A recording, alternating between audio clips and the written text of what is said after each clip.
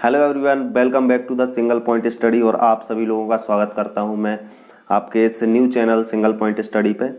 तो in previous video we are already discussing about the some relationship between your parents and some other people. तो इस video में हम कुछ और रिलेशनशिप के बारे में बात करेंगे। तो मैंने जैसा कि पहले बोल दिया था कि मैं आपसे जो आपके मायके पक्ष है और आपके जो ससुराल पक्ष है, मतलब जो आपकी मम्मी का मायका पक्ष है और आपकी मम्मी का जो ससुराल पक्ष है यानी कि आपके पिताजी वाला पक्ष है, तो इसके बारे में भी मैं डिस्कस करूंगा। तो ये नेक्स्ट वीडियो उसी चीज़ के बारे में है। तो मैं अब आज आपको वो सारी चीज़ें जो पिछली वीडियो में रह गई थी तो उसको कंटिन्यू करूंगा। तो सबसे पहले हमारे पास एक वर्ड है brother in law. Brother in law का मीनिंग होता है साला या बहनोई, या जो कहना चाहिए साड़ू, मतलब कि जो आपकी कहना चाहिए आपकी मम्मी की बहन का जो हस्बैंड होता है वो साड़ू कहलाता है। और अगला वर्ड है हमारे पास sister in law. Sister in law का मीनिंग होता है साली, ननद या सलहज या भाभी। मतलब ये जो चार वर्ड हैं आप सिस्टर इन लॉ के लिए यूज कर सकते हैं, क्योंकि ये जो इन लॉ का मीनिंग है शायद आप ना समझ पा रहे हो, लेकिन मैं आपको बता दूं जो रिश्ते, क्योंकि जब एक हस्बैंड और एक वाइफ जब शादी करते हैं तो एक न्यू रिलेशनशिप बिल्डअप होता है। तो एक मायके पक्ष और एक ससुराल पक्ष वाली बात हो जाती है, तो उनके बीच में कोई रिश्ते पहले से होते तो नहीं है, लेकिन जो इन लॉ लगता है मतलब कानून के हिसाब से अब वो बहन या भाई या जैसे भी वो चीज़ें कनेक्ट होती हैं तो वो इन लॉ मतलब कानून के हिसाब से या तो वो भाई कहलाएंगे या कानून के हिसाब से वो बहन या उस तरह की चीज़ें कहलाएंगी। लेकिन हिंदी में हमारे पास बहुत सारे वर्ड्स होते हैं जिनकी हेल्प से हम उनको इंट्रोड्यूस कर सकते हैं।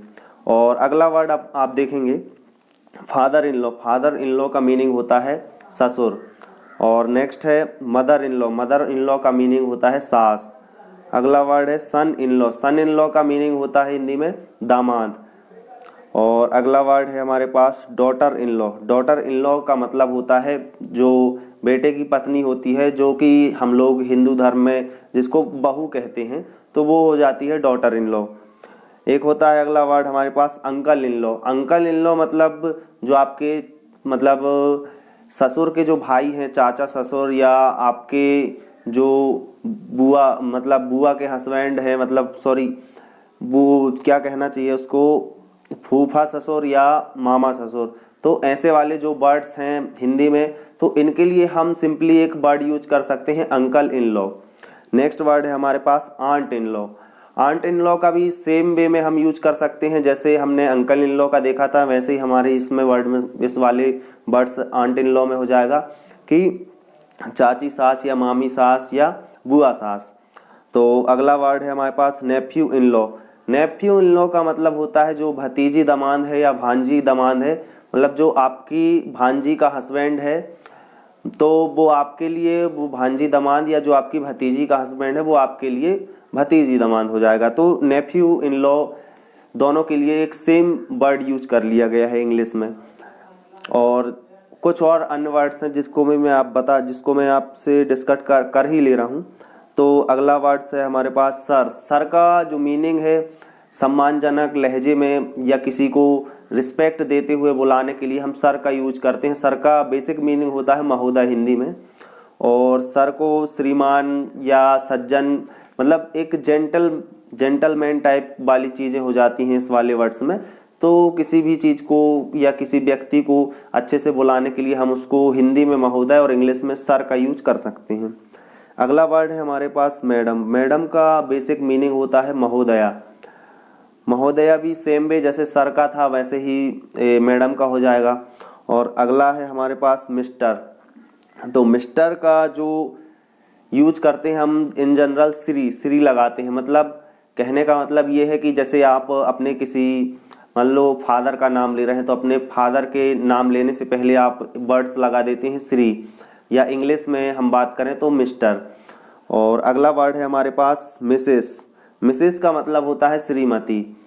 तो श्रीमती जैसे आप अपनी मदर का नाम ले रहे हैं तो आप श्रीमती लगा सकते हैं, या जो अनमैरिड गर्ल्स होती हैं उनके लिए हम एक वर्ड यूज कर सकते हैं मिस।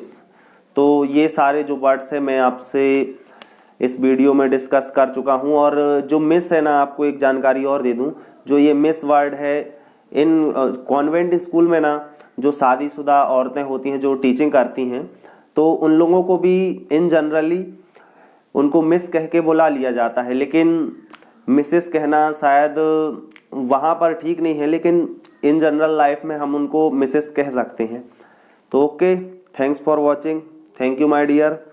आप सभी लोग ऐसे ही वीडियो को कंटिन्यू देखते रहिए, और आप लोगों के लिए और भी डिफरेंट सारी चीज़ें मैं अगले वीडियो में लेकर आऊँगा। तो आप लोग ऐसे ही अपना प्यार बनाए रखिए, और आप लोग बहुत सारी चीज़ों से आगे और भी चीज़ों से रूबरू होंगे। तो ठीक है, इसी प्रकार आप हमारे चैनल को एक ग्रोथ वाले पार्ट में ले जाइए। तो this is my new channel. तो अभी आपको और बहुत सारी चीज़ें इन वीडियो के माध्यम से सीखने को मिलेंगी। Okay, thank you.